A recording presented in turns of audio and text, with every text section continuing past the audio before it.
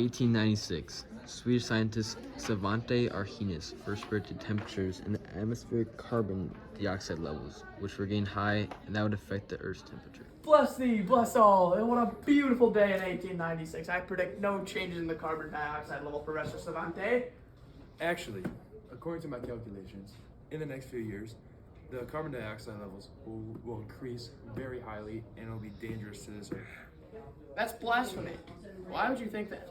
I believe that because over time, the fossil fuel combustion is going to heat up the Earth and the Earth will become unlivable.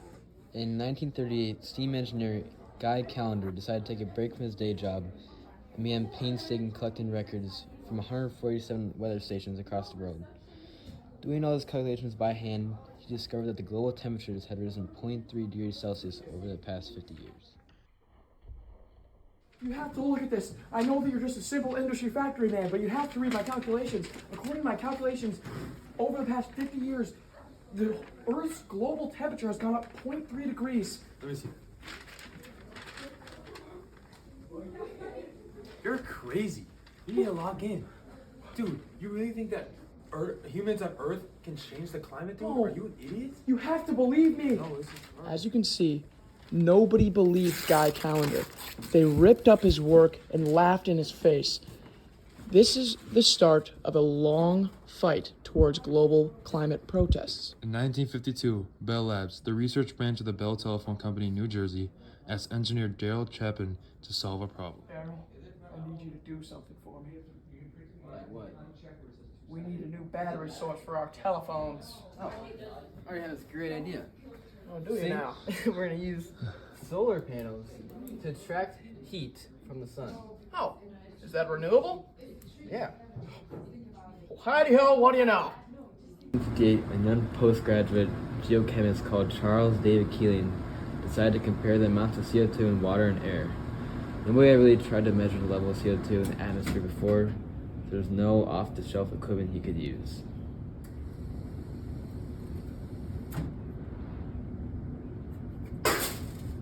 This reeks of CO2. He designed his own apparatus and set off to a weather observation station on the top of Mauna Loa volcano in Hawaii. Once there, he took meticulous measurements every day, and within 5 years, he provided the first unequivocal proof that CO2 concentrations were rising. Finally, after 5 years, the proof is right here for the first time ever. Yes! Keeling's discovery was one of the most important scientific works of the 20th century. Since then, daily readings of Mauna Loa have continued and almost uninterrupted for more than 60 years.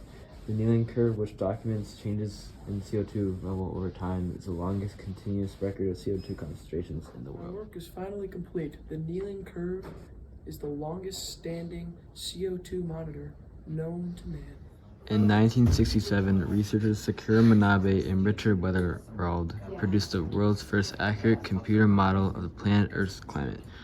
The model looked at different components that contribute to the climate, including the atmosphere, oceans, and clouds, and the relationship between them. Yes, our model now shows accurate representations of cloud formations, atmosphere, climate changes, and even oceans. According to our estimate, a doubling of the CO2 content in the atmosphere has caused the temperature of the atmosphere to rise by 2 degrees Celsius. Dr. John Mercer, a glaciologist at Ohio State University in Columbus, warns that global warming could cause Antarctic ice sheets to collapse, leading to a disastrous rise in sea level.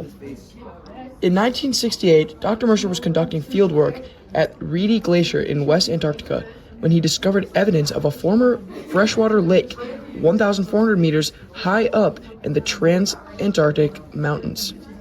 Oh man. I believe there used to be a lake here.